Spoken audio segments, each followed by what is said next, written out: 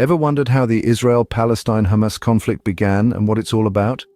Welcome to a journey through time as we seek to uncover the complex layers of a dispute that has spanned over several decades. The Israel-Palestine-Hamas conflict is not just a struggle over land, it's a tapestry woven with threads of historical events, political ideologies, and deep-seated cultural beliefs. Understanding the historical context of this conflict is crucial to grasp its present intricacies.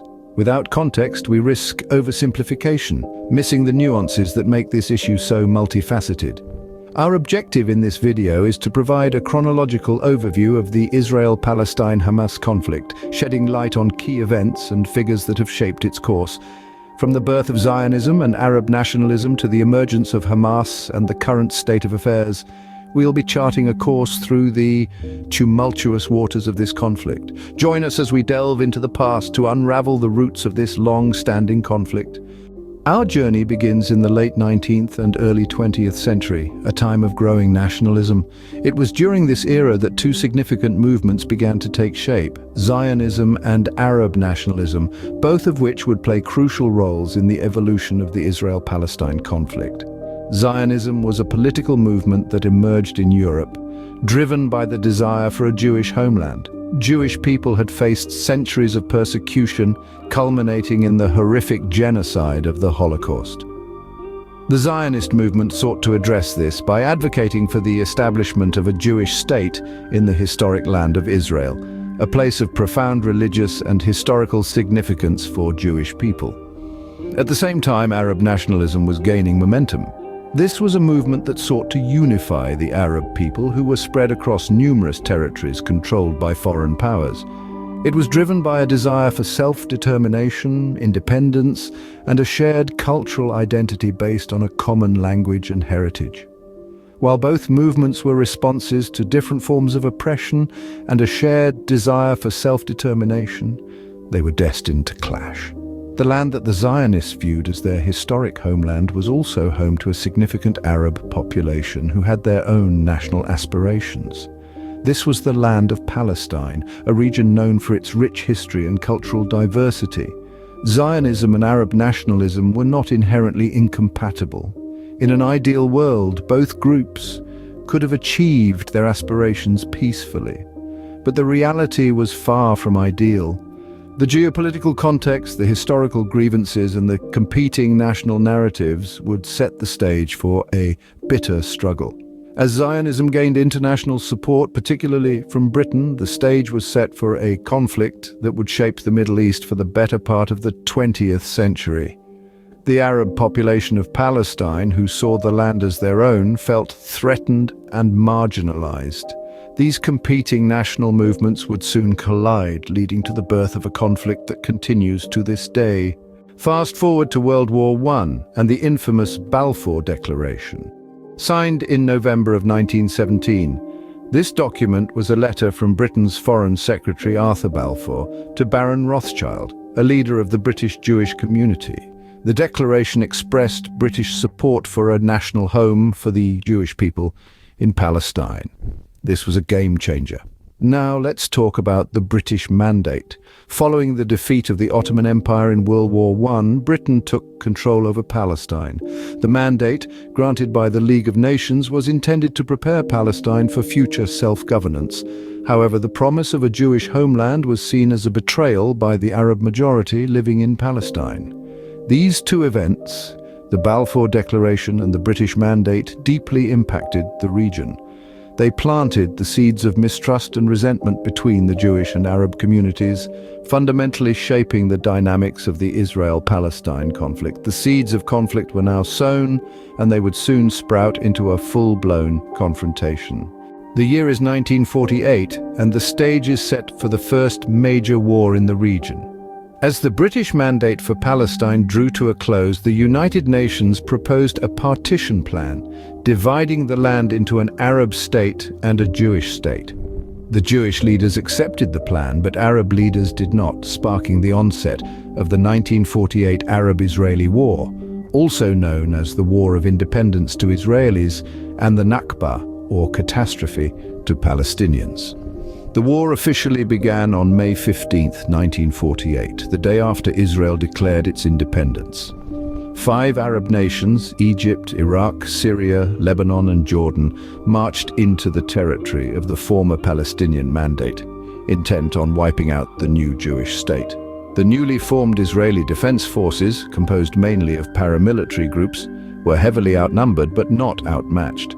In a turn of events, Israel emerged victorious, expanding its territory beyond the UN's partition plan. This victory was a moment of jubilation for Israelis, marking the birth of a Jewish state after 2,000 years. Yet for Palestinians it was a time of immense loss and displacement, as hundreds of thousands were either expelled from their homes or fled the war-torn region. The war ended in 1949 with a series of armistice agreements between Israel and its neighboring Arab states.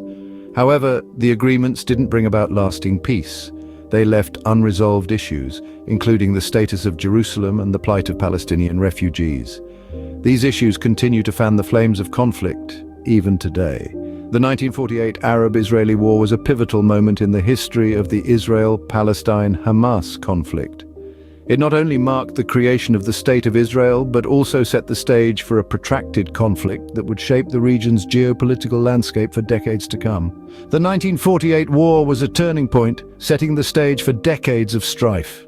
Fast forward to the late 20th century, a new player enters the stage: Hamas. Born out of the first Intifada, or uprising, against Israeli occupation in the late 80s, Hamas emerged as a potent force in the Palestinian political landscape. Hamas, an Arabic acronym for Islamic Resistance Movement, was founded in 1987 amid the chaos of the First Intifada. This was a time when tensions in the region were at fever pitch and the Israeli-Palestinian conflict was taking a decidedly violent turn. Hamas, as an organization, has its roots in the Muslim Brotherhood, a transnational Sunni Islamist organization. It was established with the primary aim of liberating Palestine from Israeli occupation and establishing an Islamic state in its place.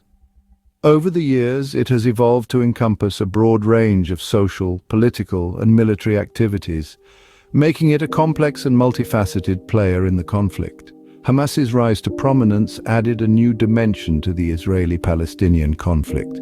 Its military wing, the Izz ad-Din al-Qassam Brigades, has been involved in numerous attacks against Israel, including suicide bombings and rocket attacks. This has led to its classification as a terrorist organization by countries like the United States, the European Union, and Israel, among others. On the other hand, Hamas has also played a significant role in the social and political fabric of the Palestinian territories, particularly in the Gaza Strip.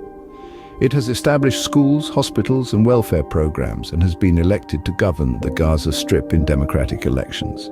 In spite of its controversial status, there's no denying the impact that Hamas has had on the Israeli-Palestinian conflict. Its emergence has not only added another layer to the conflict, but also changed its dynamic significantly. The rise of Hamas has led to a shift in the focus of the conflict, from a primarily nationalistic struggle to one that increasingly involves religious and ideological dimensions. With the emergence of Hamas, the conflict would take on yet another layer of complexity. Now let's bring our journey up to the present day. The Israel-Palestine-Hamas conflict continues to shape the geopolitical landscape of the Middle East today. At the core of this conflict are issues of land, identity, and the right to self-determination. To understand the current situation, we must confront these multifaceted challenges head-on.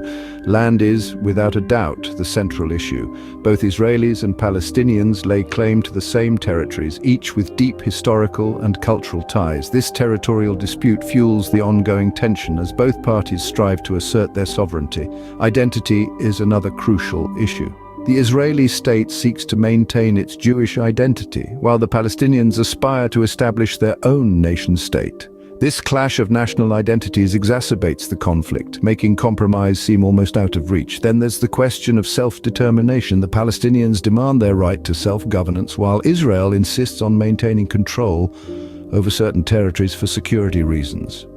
This issue is further complicated by the involvement of Hamas, a Palestinian political and military organization, often at odds with both Israel and the Palestinian Authority. The conflict is further intensified by external factors. International powers, each with their own interests and agendas, shape the dynamics of the conflict. The role of the United States in particular has been significant, often siding with Israel, while other nations and organizations champion the Palestinian cause.